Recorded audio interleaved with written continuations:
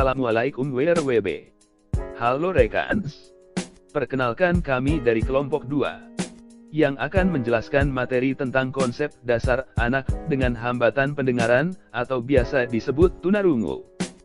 Perkenalkan, nama saya Ilham Anur Pajar dengan NIM 2288210045. Beserta rekan kelompok saya Delia Ardianti dengan NIM 2288210034. Kami dari kelompok 2 kelas 5A. Pendidikan Sejarah tahun angkatan 2021. Tahukah kamu, apa yang dimaksud dengan pendidikan inklusi, khususnya konsep dasar anak dengan hambatan pendengaran atau yang biasa disebut dengan tunarungu? Pendidikan inklusi adalah sistem penyelenggaraan pendidikan yang memberikan kesempatan kepada semua peserta didik untuk belajar tanpa adanya diskriminasi, termasuk peserta didik dengan kebutuhan khusus. Tujuan dari pendidikan inklusi adalah menciptakan masyarakat yang inklusif dan memberikan kesempatan yang sama kepada setiap anak untuk mendapat pendidikan. Pendidikan inklusi harus ramah dan hangat sehingga dapat memberikan rasa nyaman terhadap para peserta didik, dan pendidik serta tenaga didik memiliki latar belakang serta kemampuan yang berbeda. Apa yang dimaksud dengan anak dengan hambatan pendengaran, tunarungu? Gangguan pendengaran atau hearing impairment, HI, adalah defisit sensorik yang umum pada anak-anak di tahun-tahun pertama kehidupannya. Tunarungu adalah istilah lain dari tuli, yaitu tidak dapat mendengar karena rusak pendengaran. Secara etimologi, tunarungu berasal dari kata tuna dan rungu.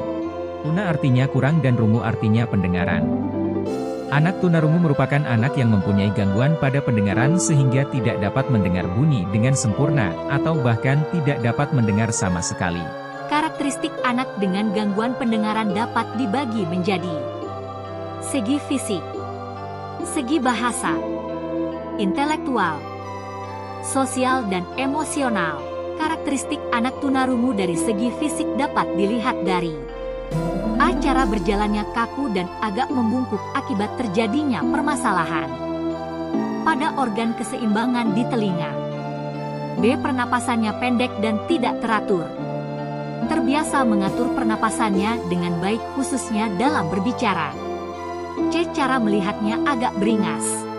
Kedua adalah karakteristik dari segi bahasa yang dimana anak tunarungu ini memiliki kosakata yang dimiliki tidak banyak.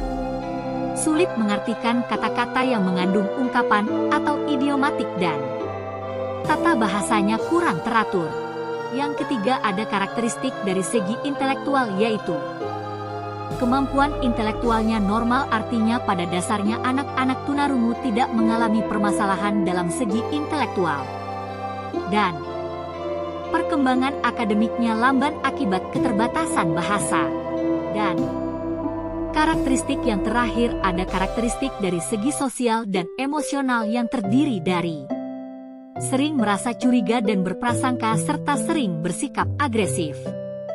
Adapun faktor-faktor yang menyebabkan anak menjadi tidak bisa mendengar atau tunarungu diantaranya adalah 1. Faktor prenatal, diantaranya ada A. Faktor keturunan cacar air campak rubella Gueman measles, B. Tosaemia atau disebut juga keracunan darah, C. Penggunaan pil kina atau obat-obatan dalam jumlah besar, D. Kekurangan oksigen. Selanjutnya ada faktor natal yang diantaranya 1. Faktor hesus ibu dan anak yang sejenis, 2. Anak lahir premature, 3. Anak lahir menggunakan forcep atau alat bantu tang, 4. Proses kelahiran yang terlalu lama, dan yang terakhir ada faktor sesudah anak dilahirkan yang diantaranya 1. Infeksi, 2. Meningitis, 3. Tunarungu, 4. Otitis media kronis, 5. Infeksi pada alat pernapasan. Jenis-jenis tunarungu: 1. Kurang dengar namun masih bisa menggunakannya sebagai sarana atau modalitas utama untuk menyimak suara cakapan. 2. Tuli atau deaf, artinya tidak dapat menggunakan pendengaran sama sekali. 3. Tuli bisu atau deaf mute, artinya tidak dapat menggunakan pendengaran sama sekali dan tidak dapat berbicara. Lalu, bagaimana layanan pendidikan yang diberikan kepada anak tunarungu? Layanan pendidikan yang tepat untuk anak tunarungu melibatkan beberapa strategi dan pendekatan yang disesuaikan dengan kebutuhan khusus mereka. Berikut adalah beberapa layanan pendidikan yang tepat untuk anak tunarungu. Penggunaan media visual dan media audio. Menyediakan materi pembelajaran yang menggunakan gambar, video, dan audio dapat membantu anak tunarungu memahami konsep dan berinteraksi dengan lingkungan belajar. Pendidikan bahasa isyarat. Mengajarkan anak tunarungu untuk membaca dan menulis merupakan langkah awal dalam pengembangan bahasa. Hal ini dapat membantu mereka mengkomunikasi dengan lebih efektif. Pendidikan dalam lingkungan yang baik. Menyediakan lingkungan belajar yang aman, nyaman, dan mudah dianalisisi. Dapat membantu anak tunarungu merasa nyaman dan teradaptasi dalam sekolah. Terapi dan dukungan psikososial. Memberikan dukungan psikososial dan terapi pendidikan untuk membantu anak tunarungu mengatasi gangguan pendengaran dan meningkatkan kemampuan bicara. Implementasi pendidikan inklusi. Menyediakan layanan pendidikan inklusi yang menjadi asal sekolah untuk anak tunarungu.